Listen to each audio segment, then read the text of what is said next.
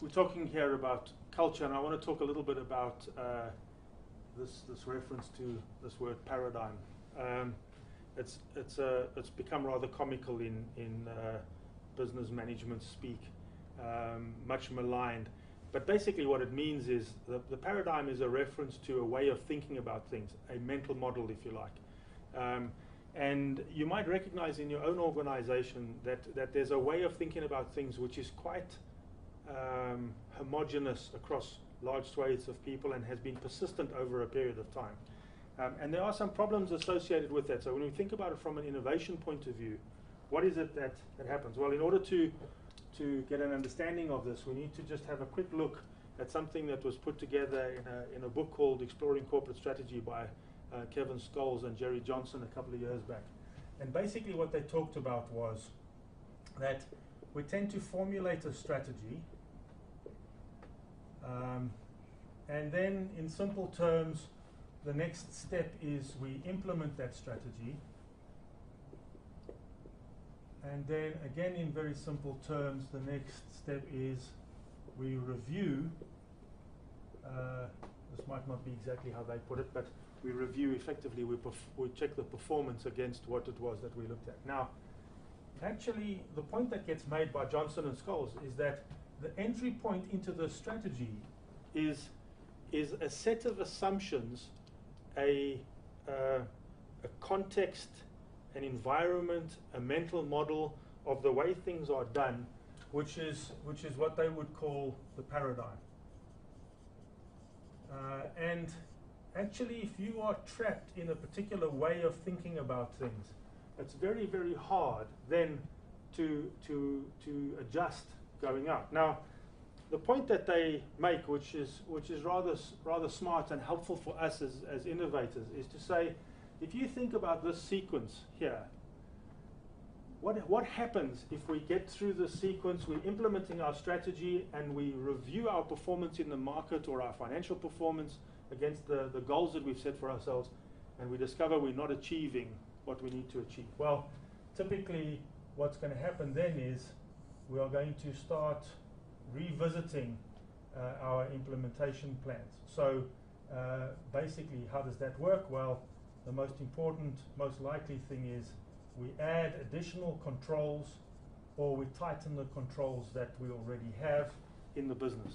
So we do a review, our performance is not achieving what we're trying to achieve.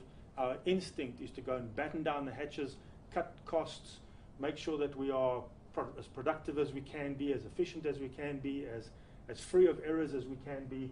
Basically, more controls are better, tighter controls are better. That's the way we think.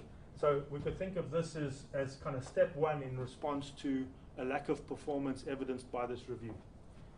But what happens if we then tighten those controls and we start implementing again, and we come back and we do another review, and actually we haven't solved the problem? What's the implication of that? Well, that suggests that actually something else has to happen, and that is that we might revisit or revise. Again, this might not be exactly the words that they would use, but our strategy.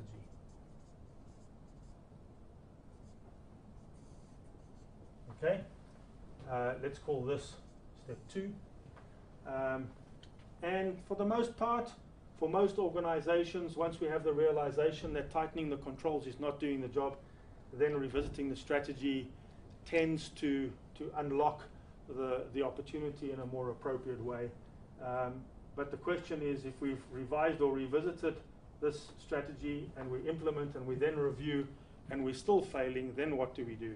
And this is the bit that is so incredibly difficult, because what we are left with is this horrific idea of change the way we think.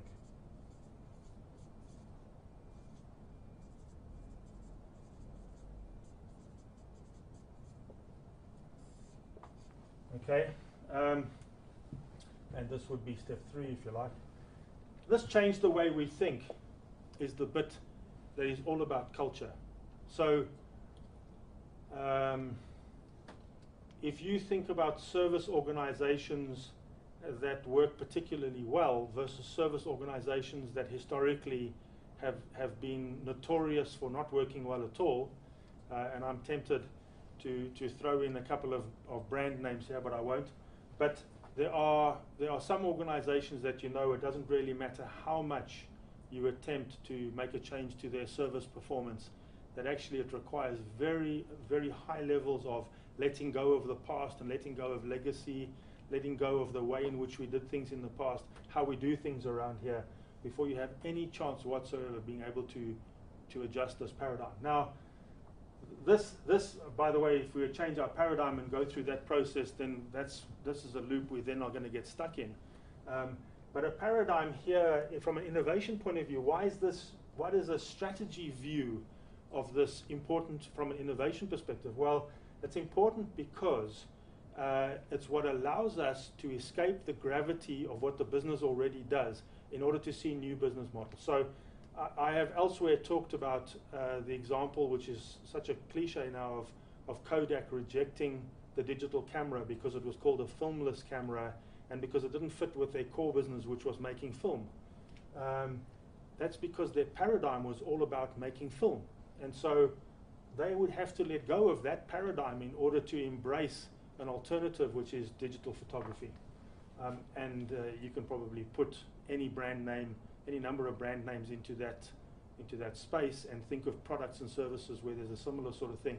How do you let go of the paradigm in order to shift to what comes next? In lots of industries where there's been a replacement of technologies or a replacement of business models, it took a long time for the existing business. You think about the record business is probably a good example, EMI and Sony and various others who for a very long time couldn't get their head around download music and the digitization of the music industry.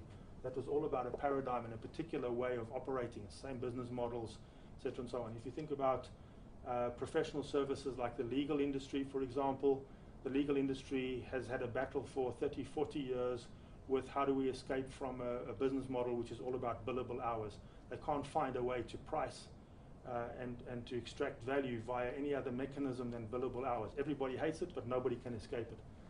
So it's a real conundrum. But it's all about the mental model that they have of what they look like. And the paradigm is really at the heart of culture. It's the way we do things in the organization. It's kind of the recipe for who we are.